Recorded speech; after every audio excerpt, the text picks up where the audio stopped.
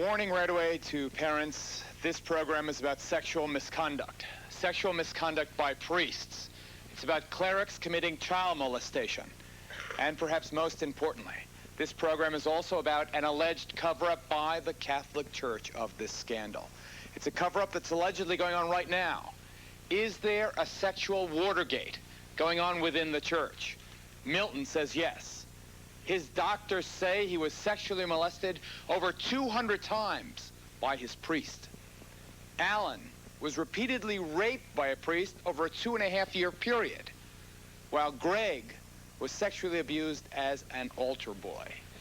In the world of religion, within the sanctified walls of the church, is there a sexual Watergate going on? That's the question. That's the focus of this edition of Geraldo.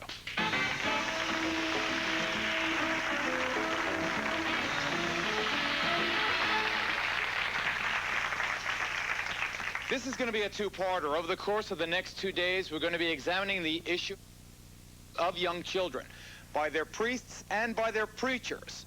Tomorrow we'll deal with a sex ring recently broken up by police, that was being run by several Pentecostal preachers who got their young victims from their own congregations. But today's focus is the Catholic clergy. There are about 53,000 priests in this country to administer to the spiritual needs of the nation's 54 million Catholics. Now, most of these men, all of them sworn to celibacy, are devout and dedicated and righteous people. This show, though, is about the 2% who are pedophiles, sexually addicted to young children. Listen to this, shockingly. For the last 4 years, once each week, a case has surfaced alleging priestly perversion. Before we meet some of the young victims, here are some recent examples.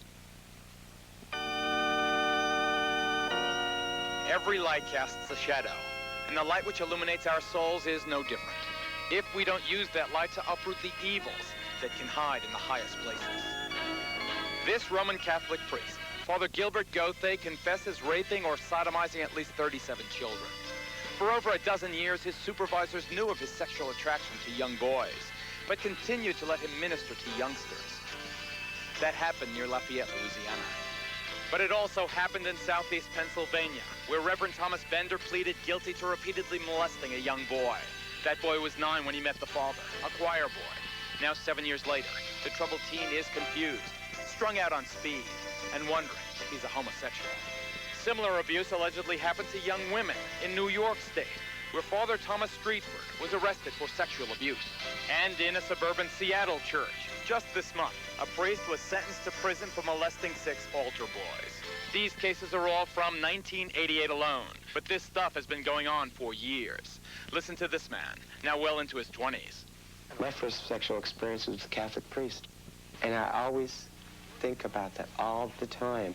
It's hurt me every month. There ain't one month that goes by that I don't talk about it. I have to talk about it. And what's the church hierarchy doing about it? Listen to a mother whose son was a priest's sexual victim. At first, she went to the priest superior.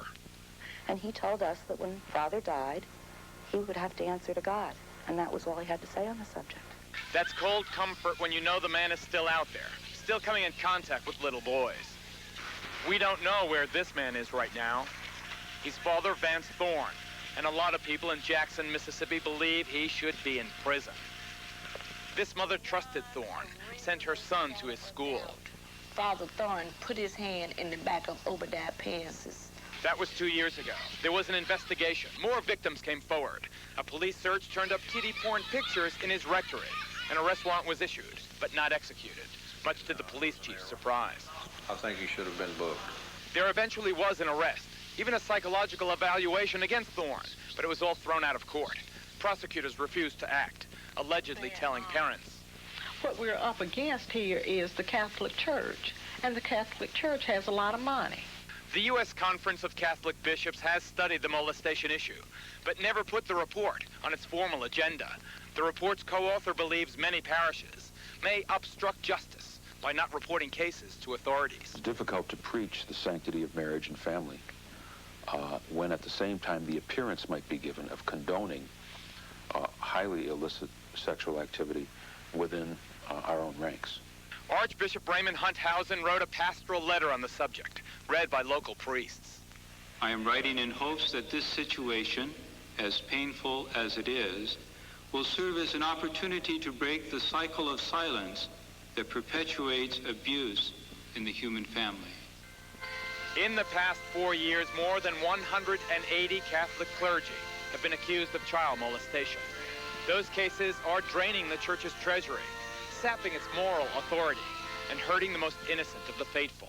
In Father Thorne's case, parents believe the hurting may still be going on. They're turning their heads. They're letting him walk around on the streets when his own medical records clearly states that this man is dangerous. He's wherever he is now, he's destroying lives. That was Alan's mom, Alan Spain, along with Milton Applewhite. Both of these fellows say they were sexually molested by that same Father Thorne, the man you just saw in the video package. But we must say right up front, in Father Thorne's defense, for whatever reason, he has not yet been found guilty by a court of law. Irwin is Alan's father. How do you feel about that? Well, it's devastating, really, Geraldo. The thing is, he should have been convicted, but the Attorney General of Hinds County of the state of Mississippi refused to convict him. Why, I do not know, really. Do you, sir, believe that it had something to do with the clout, the political, the financial clout of the Catholic Church? Absolutely. Well, I was told as much. The Attorney General met with me and my wife, and they told me that you're a young black man up against the Catholic Church, and he's a black Catholic priest, you and your son, your little son, and your wife, and on this side is the Catholic Church, all the white collars. Who will believe you, you see? It's about money, and he actually told us this.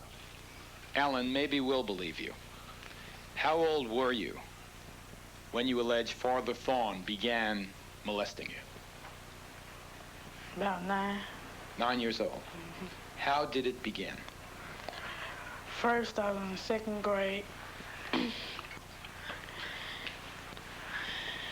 And he started touching me on my posterior end and kissing on me.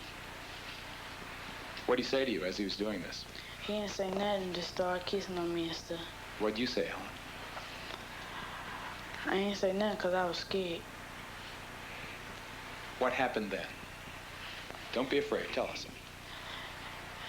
Then the Friday of spring break, the secretary, Miss Gardner, had told me to take the mail to Father Thorne. Take the what, sir? The mail. Uh-huh. To Father Thorne. Right. I knocked on his door, and he said, come in. I came in, he picked me up and put me on his counter, started kissing all over me and putting his hand in my posterior end. I asked to go to the bathroom. I went to the bathroom. He was behind me.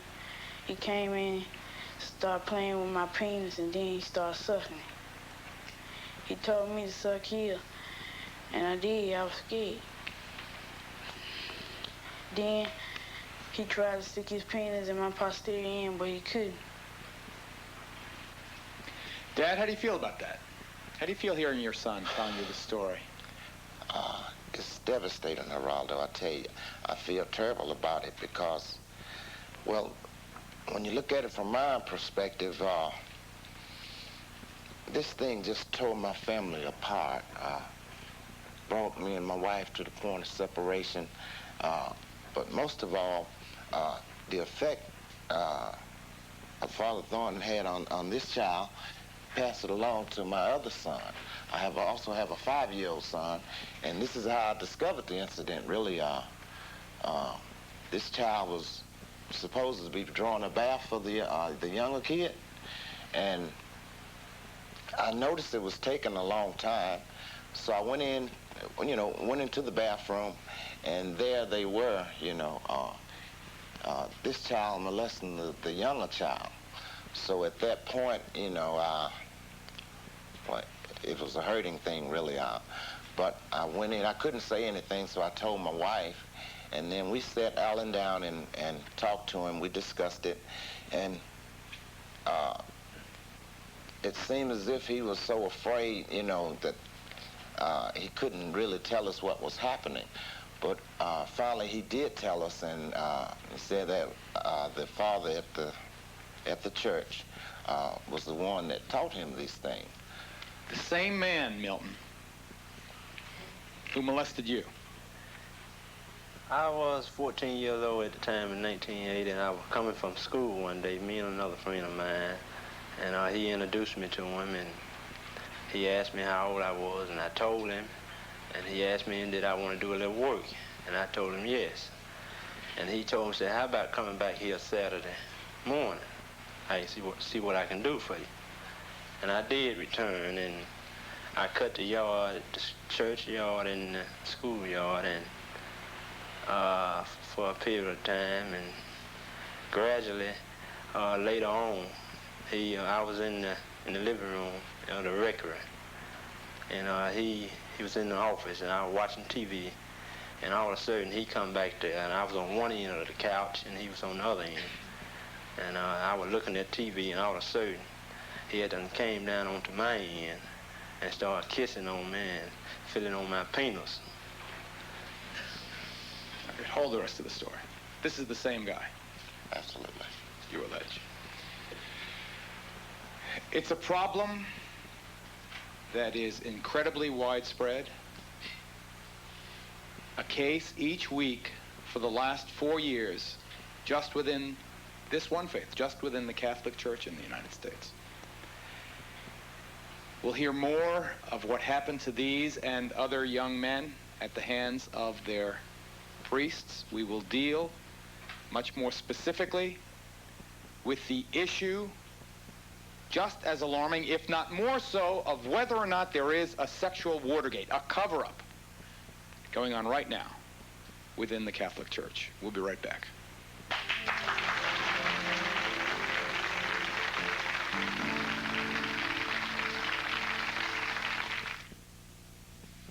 A year ago, I was pretty depressed. Behind the counter at a fast food restaurant, minimum wage, no future, no money either. Then I saw a commercial for Coastal Training Institute. It turned my life around. I called, went and talked to a counselor. She arranged financial aid, and a year later, here I am. Still can't believe I did it, with a little help from Coastal. You can do it too. Call Coastal Training Institute today. When the person who doctors the family gets a cough and cold, everyone suffers. Mom, someone took my sleeve. I ironed it myself. Now Dad's ironing your clothes, Mom. Time to doctor that cough with Robitussin, because more doctors and pharmacists recommend Robitussin than any other cough medicine. Look, Mom's feeling better. Uh-oh. Robitussin, recommended by Dr. Mom. Which Robitussin is right for you? Ask your doctor or pharmacist. It takes the teamwork of professionals to stay on top of fast-breaking news. A team in Mississippi that knows the stories behind the headlines. National and international news teams that never miss a beat. Local people, local news, the stories that matter. And a clear understanding of your community, your nation, your world. Non-stop, complete. Together. The NBC Nightly News and WLBT News. Our team works for you only on NBC, only on WLBT.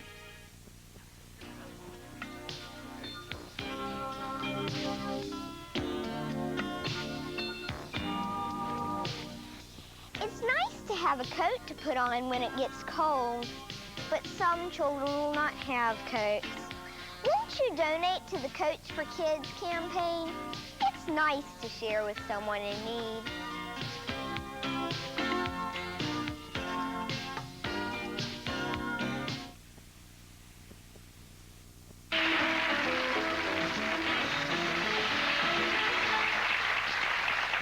Over your experience, the course of your experience with this priest, for how long did he keep this sexual relationship up with you?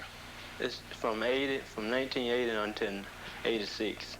And what was your age range then? I was I was 14 years old until I say about 17. Even longer than that. Yeah. What did he do?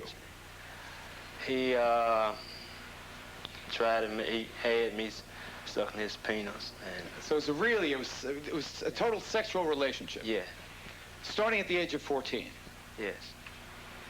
And Alan, for how long did the situation last with you and this priest? About 2 years. 3 years? You would go to his office? He would force you to do certain acts?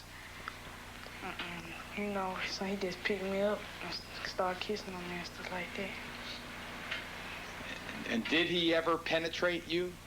Did he ever put himself inside you? No.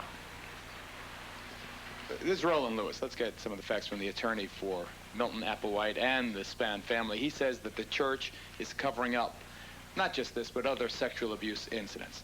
Give us a kind of an overview of this Father Thorn case and as it relates to these youngsters. In our investigation, we were able to find other individuals that had been molested by this priest for any number of years. We found a fellow in Chicago that is now approximately 50 years old that was molested by this priest in 1955. At that time, this individual tells us he was moved from Jackson, Mississippi. This Father Thorn was in Jackson, Mississippi in the 1950s. He was then moved and was brought back in 1980.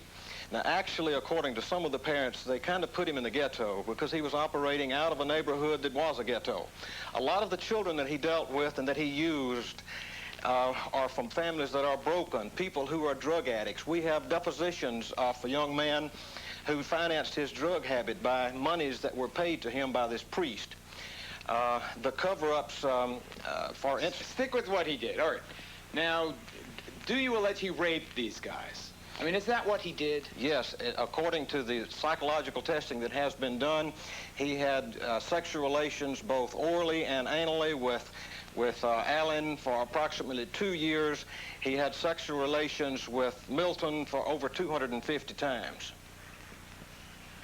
And we have in our investigation, we were able to find any number of children who reported that he had had sexual relations with them. Was any of this horror reported to church authorities? Yes, it was. In 1985, Alan reported his in March of 1986. In 1985, in the school where he was attending, it became obvious that a sum of money had been stolen.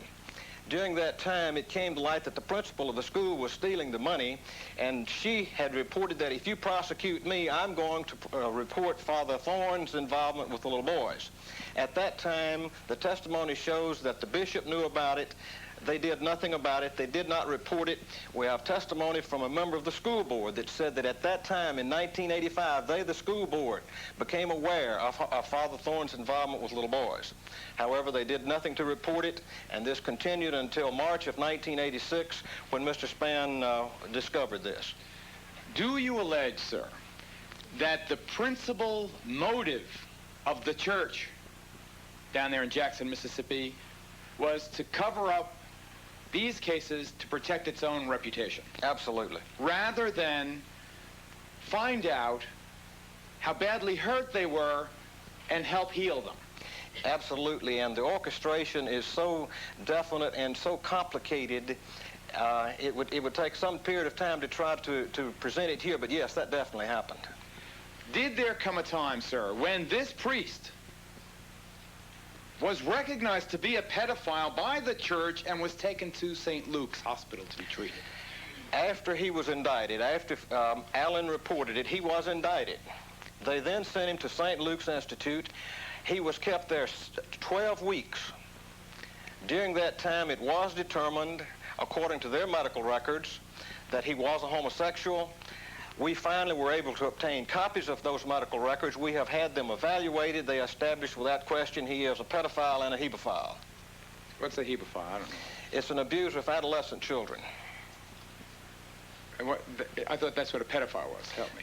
The pre-adolescent is primarily a pedophile. A hebephile is adolescent. So this guy was just into very young boys like Alan, 9 years old, up to Milton's teenage years. Yes, not only that, the fellow that we found in Chicago, who is now approximately 50 years old, said he was abusing him in 1955, and as recently as 1985, he was calling him and wanting to have some contact with him. So this guy was just totally out of control. Yes. As a matter of fact, St. Luke's report recommended massive inpatient treatment for this man. Mr. Spann, did the church ever come to you and say, sir, we apologize for this awful thing that has happened. Let us help you. Let us ally ourselves with you in this cause? No, not directly. They did, once the incident was reported, they did provide us with counseling. We had a counsel for a while, and what they did, they sent a bill to me for the counselor. Really, what happened... You know, not only that, when the district attorney asked some of those people to come and testify in the criminal hearing, the Spanns were billed by those professionals for appearing at the criminal case. Right. The church guilty then of a cover-up? Yes. Not only in this case, but in many of these cases.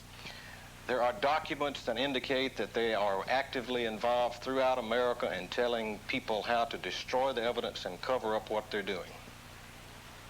Geraldo.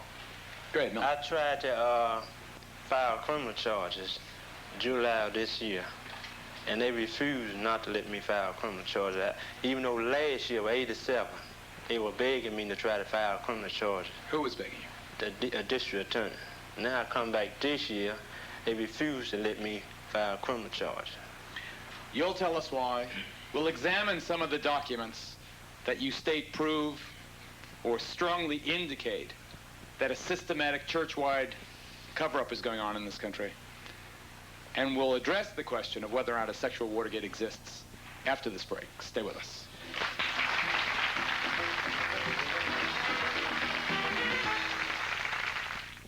As America's favorite snack cake, the Twinkie stands alone. Until now. Hostess introduces fruit and cream Twinkies. Now you can have real strawberry swirled inside a Twinkie. Sweet sensation! Ooh, you may be weary. Smelly cans are such a mess. Why mess with that mess? Try a little tenderness. Tender Vittles brand cat food. Since this therapy game came out, business hasn't been so good. So tell me, Gail, which player is guarding a deep, dark secret? Jack. Me? Something I should know, dear? Therapy players, they learn about themselves. Okay, so tell me, Sue, from 1 to 10, how flirtatious are you? 12. Everyone can use a little therapy. The game. Maybe I should lower my rates.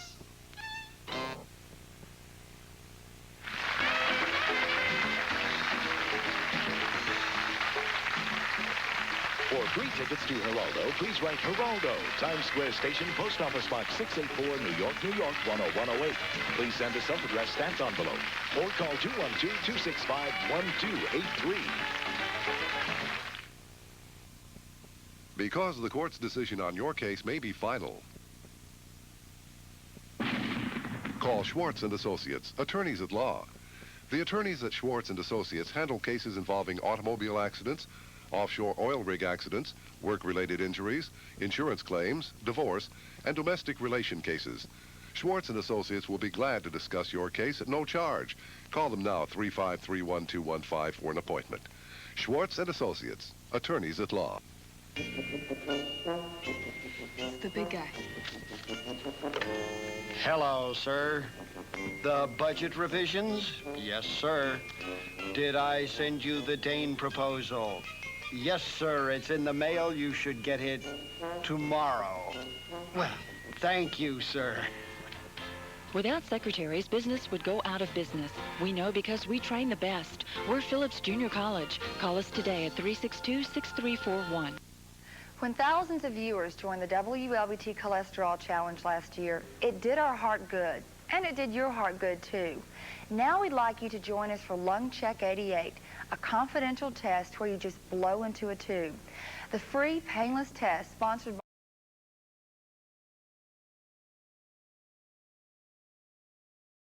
by WLBT and the American Cancer Society will be given on November 16th, 17th, and 18th. For complete details, watch the WLBT 6 and 10 p.m. report. The Mississippi Education Expo, a unique and exciting statewide event coming to Jackson December 3rd and 4th at the Trade Mart on the fairgrounds. This landmark show will focus on the vital role that education, both public and private, plays in the economic development process and will feature activities and exhibits from more than 75 businesses and schools. For more information, call 957-2335, the Mississippi Education Expo.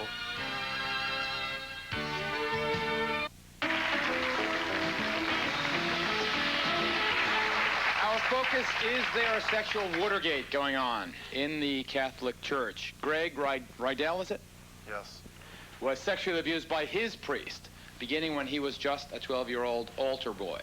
Alongside him, his attorney, Jeff Anderson, discovered that this same priest had abused 18 other children, listen to this, over a 23-year period.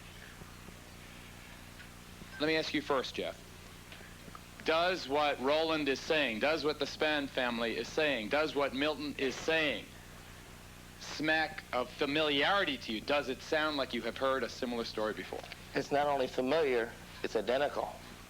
There's a pattern, and the pattern is that on discovery of the sexual abuse by the bishop, church authorities, the pattern is to take the priest out of the parish, transfer him out of there, sometimes send him to counseling, sometimes not, but take him out of that parish and put him in another parish. In another world, the non-clerical world, the world of Washington, D.C., they call that damage control. Is that what you allege is going on within the sacred confines of the Catholic Church, sir? At a minimum, it's damage control as well as conspiracy. What did the priest do to you, Greg? Around the age of 12 or so, he and I went to a YMCA, and I was an altar boy at the time. And the first time I was ever touched, he asked me first, had I ever played with myself? And I said no. And he began stroking my penis in a sauna, I believe it was, at a YMCA. And that's the first time anything happened.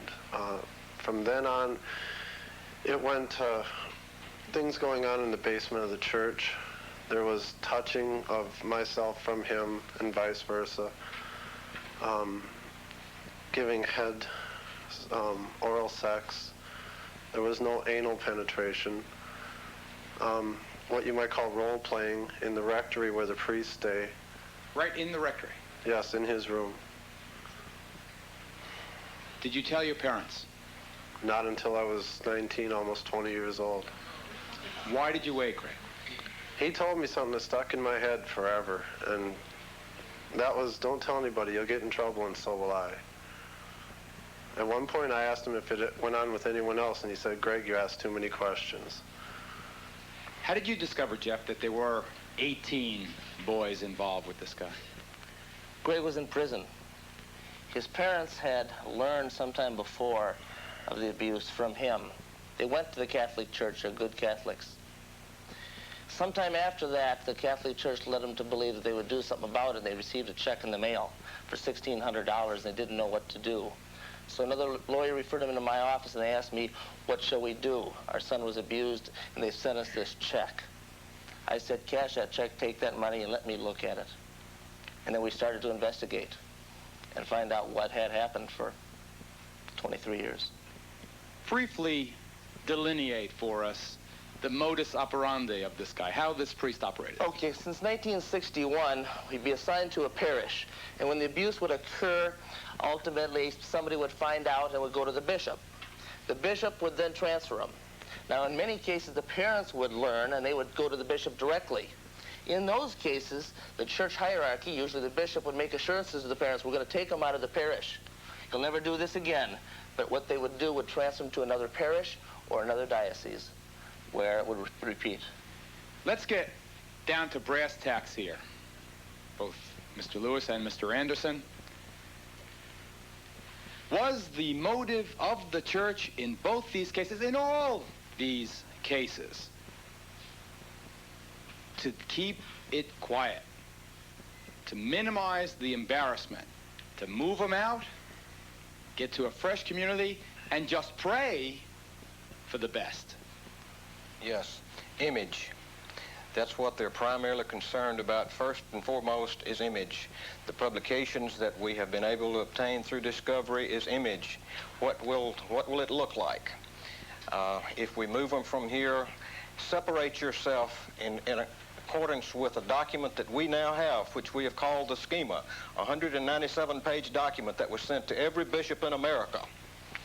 It states, first and foremost is the image of the church. Separate the perpetrator from the church in the eyes of the community.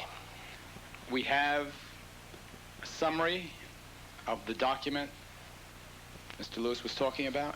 It is, from my experience as an investigative reporter, an explosive document. If this is legitimate, then what it shows is that the Catholic Church was less interested in the souls of its parishioners, particularly these young victims, than it was in its own image. A deplorable state, if true. We'll examine this document, and I'll take some of your questions. We take a break.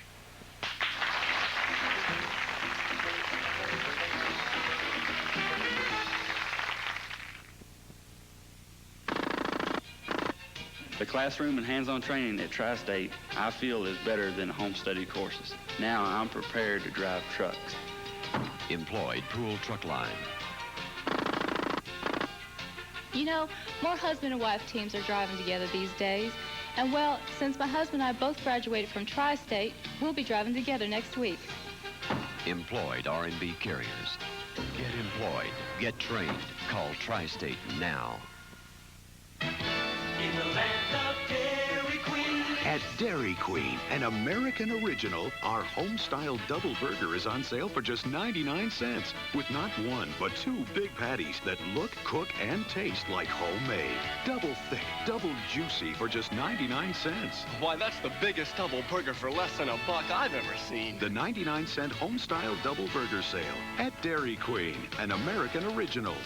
We treat you right. Accidents do happen. But if you're the victim of a car accident or you've been hurt on the job, call David Nutt and Associates after you call your doctor. They're smart, tough Jackson lawyers who will fight to the finish to get you the money you deserve. There's no fee until your case is won. So if you've been hurt or disabled in a car wreck or on the job, call David Nutt and Associates at 355-3054. After you call your doctor, call David Nutt. Win, lose, or draw rings in a very special week. And if you're all set, here we go, gang. As Philadelphia proves it's everything it's cracked up to be. I'll tell you what a crowd. Join cover girl Carol Alt and Mr. T. I'm ready, man. I'm ready. Nina Blackwood and funny man Brad Garrett. You get my cards to White LeBaron. For some great moments in American history. Oh, my type of city. You know, my wife calls me the Minuteman. Catch all the fun from the city of brotherly love. Watch Win, Lose, or Draw all this week, or Mr. T died. Weekdays at 6:30 on WLBT.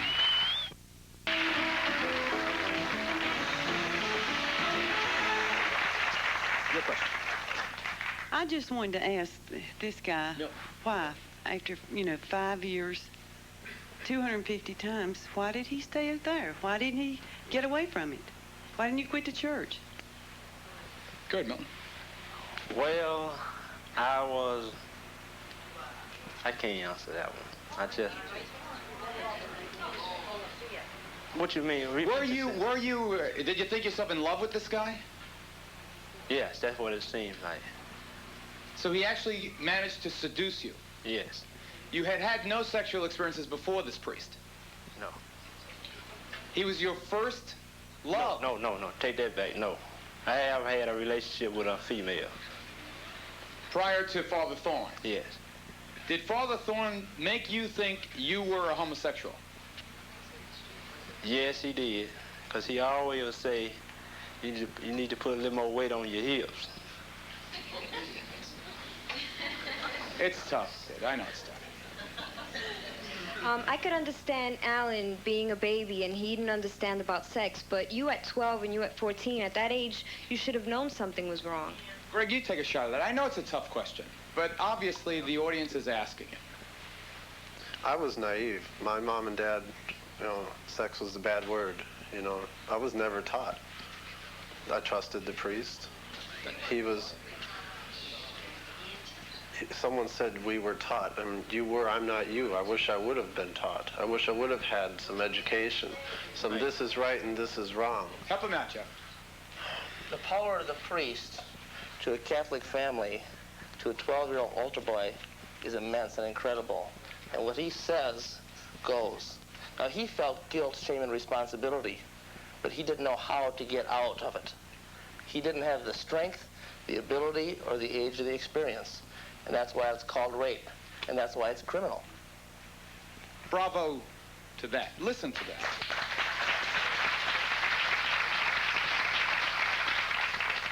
Milton, you said last year you wanted to press charges, right? They wanted you to press charge, and you refused. You turn around and say this year you wanted to. What made you change your mind? Well, I was on a lot of pressure at that time, so my attorney asked me and said, you don't have to press charges right now because you're under a lot of stress at this time. You mean personal stress? You were from the whole business unraveling. This is from Milton. When the story first broke, did your parents believe you, and how did the community treat you? Yes, my mother believed me, and some of the people I be around thinking I'm just making up a story. They don't believe me. They think I'm just after for the money, but I'm not. Go ahead, Mr. Spain. Geraldo, to add to what Milton is saying, one thing that my son experienced, his name come out in the paper. They printed his name in bold letters in the paper. Let's just say that Alan is not his real name. He is obviously in disguise here today. We are trying to respect his right of privacy. How old are you now, Alan? 12. Just 12 years old, already the veteran of a horrible experience. So his real name came out in the paper. What happened? The way the community and the schoolmates treated him, you know, the thing about it, 9, 10, 11, 12-year-old kids, you know, everything's a joke to them anyway, you know, and the way that he was treated and the horror and abuse that he went through is unbelievable. Like I say, it just devastated the whole family, you know, to have to deal with this. And it was every day. You can't imagine what this kid was like, you know, before this happened to him, you know. And now, as you can see, he's very reserved, but this is not his way at all, you know. He was a very outgoing, outspoken, wonderful person, you know. Okay. I am a baptized Catholic, and in defense of my religion, why should everybody be faulted because of the indiscretions of a few? In the first place, I am in favor of police getting married. But when I sit here and you talk about all your indiscretions, it looks to me as if you were enjoying it. If I had an encounter like that, I would do something immediately. And don't you know right from wrong? When this gentleman says that he came back, he was afraid to tell his parents. I had an encounter one time with the doctor, and I never went back because I knew right from wrong. Do you people know right from wrong? Hold it. Let me say this. Roland, help. It's not an issue of whether or not these children know right from wrong. This is a priest. This is a father image for.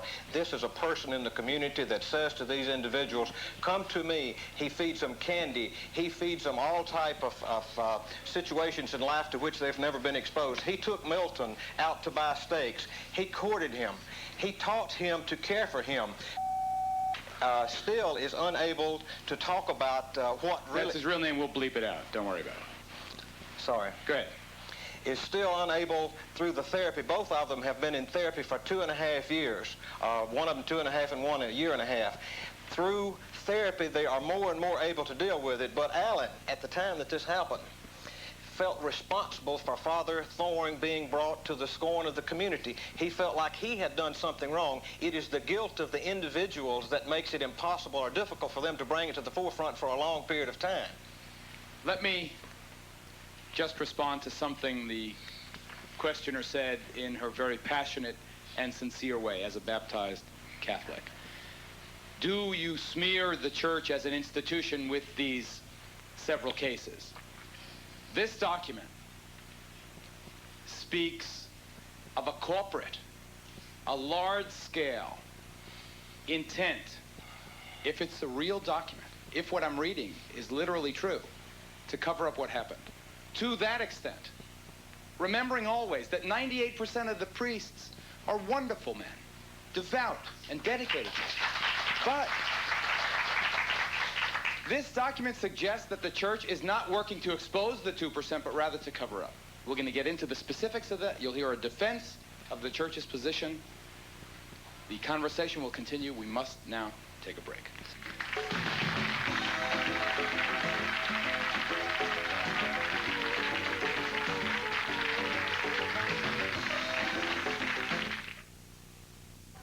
It's a game that'll give you a smile. I love it! It's a game that's truly in style. Yeah. With Stars on Parade, a great escapade. Super Password will brighten your day.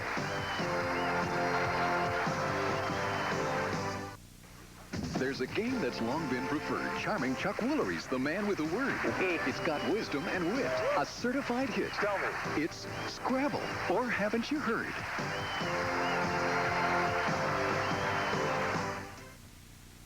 WLBT News built its reputation for top news photography because of two things: the best equipment and the best people. But no matter how hard we try, we can't be everywhere at once. That's why we need you.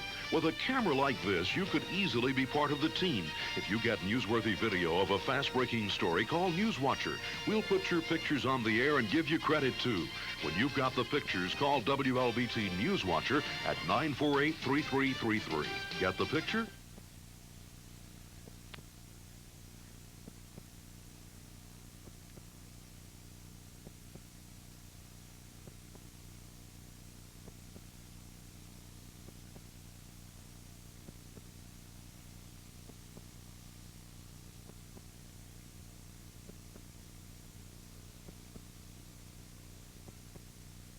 I don't understand why these people are blaming these victims after they've gone through a traumatic experience such as they have.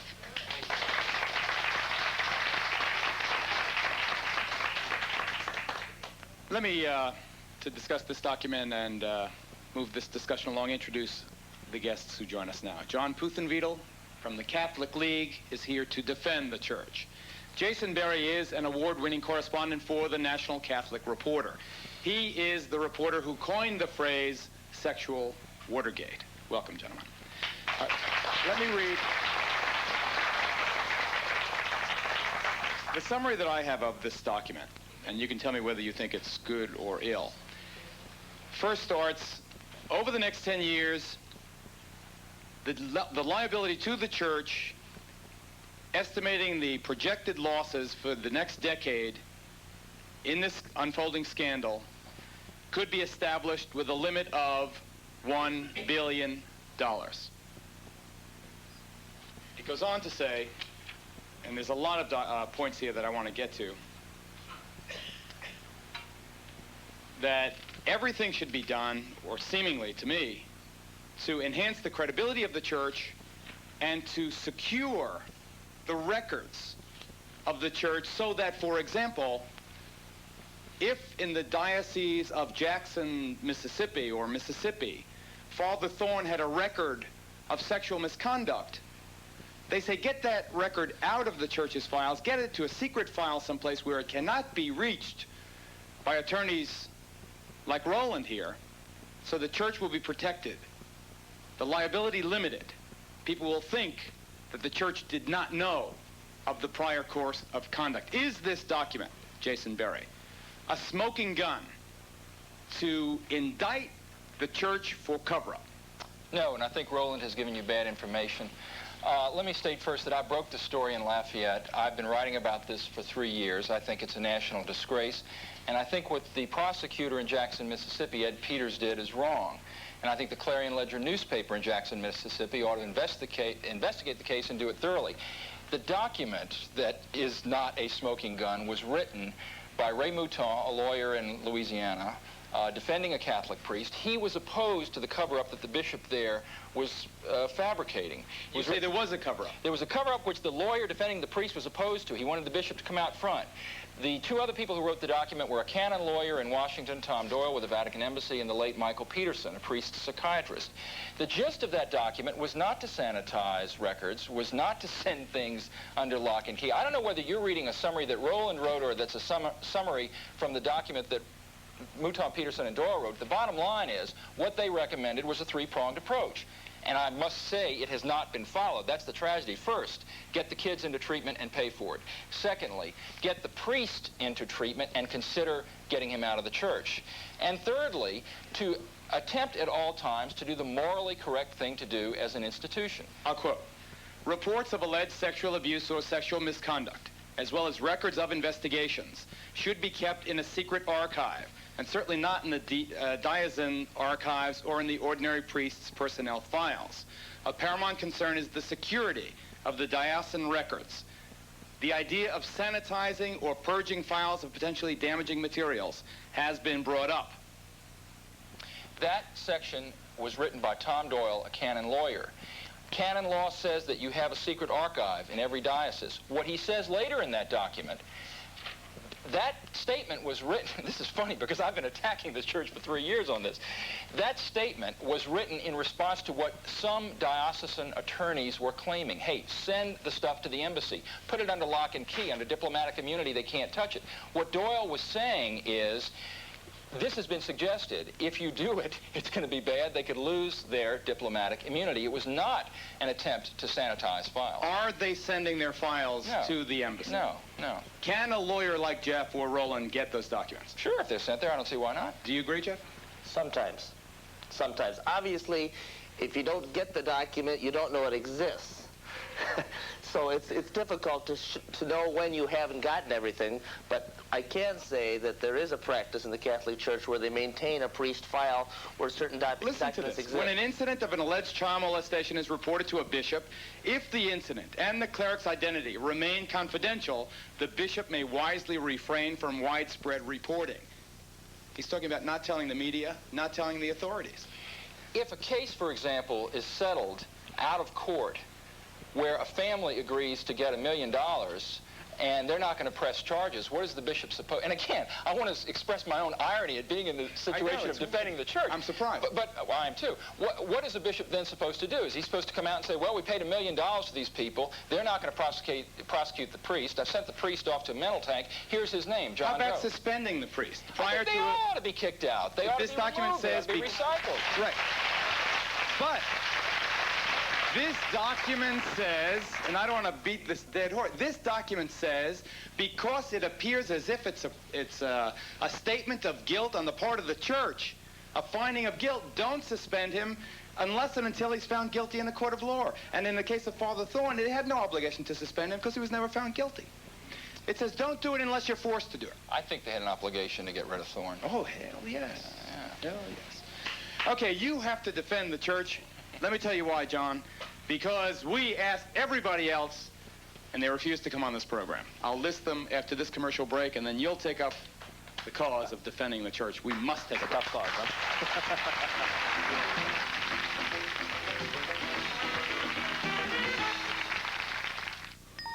Put the power of an upright in the palm of your hand with the Royal Dirt Devil. It has a revolving brush, and it can handle all kinds of dirt.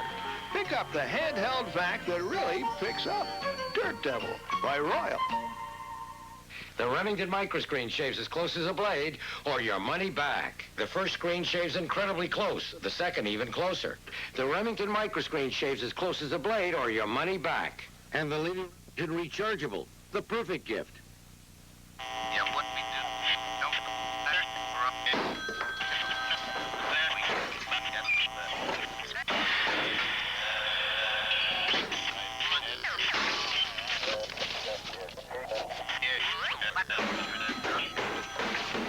You know, the problem may not be your phone, but your long-distance phone company. Switch to Sprint. Get the best sound quality and save as much as 10, 20, even 30%.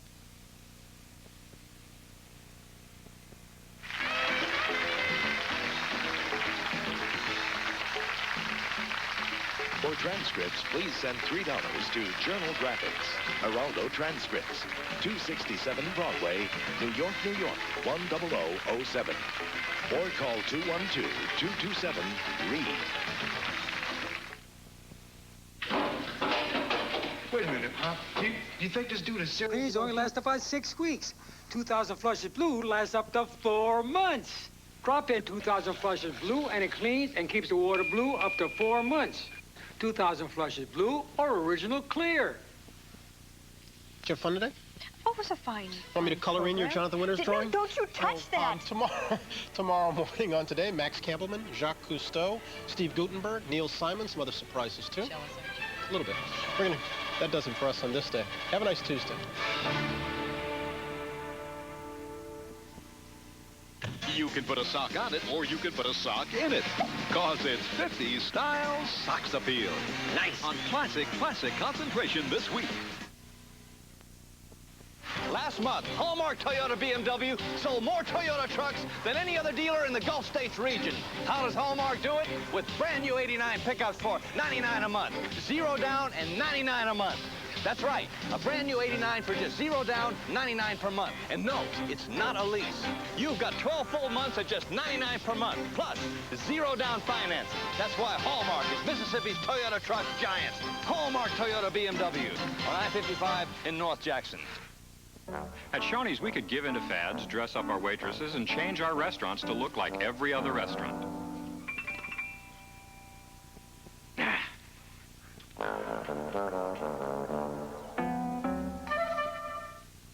With Shoney's All You Care to Eat breakfast bar, you can get all the eggs, biscuits, fresh fruit, muffins, and grits you can handle.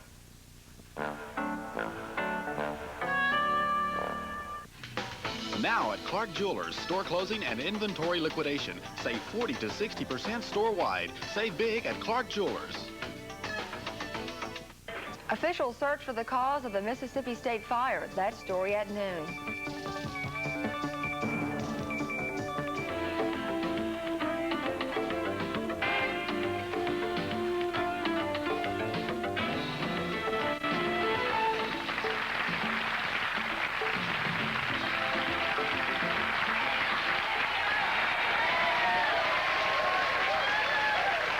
Thank you.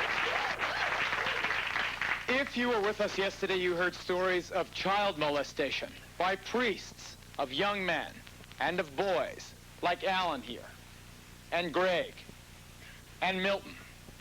But child molestation by clerics crosses all religious lines. In Virginia recently, 3 evangelists have just been convicted of running a child sex ring.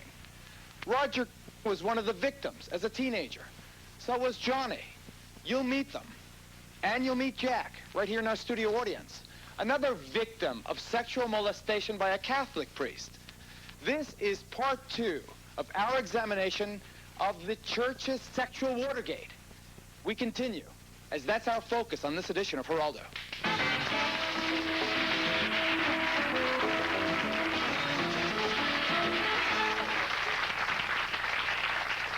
Okay, if you joined us yesterday, then you heard from Alan and from Greg and from Milton here in the first row of our audience about what happened to them at the hands of their priests who they trusted. Alan told us how at the age of 9 years old, he was sexually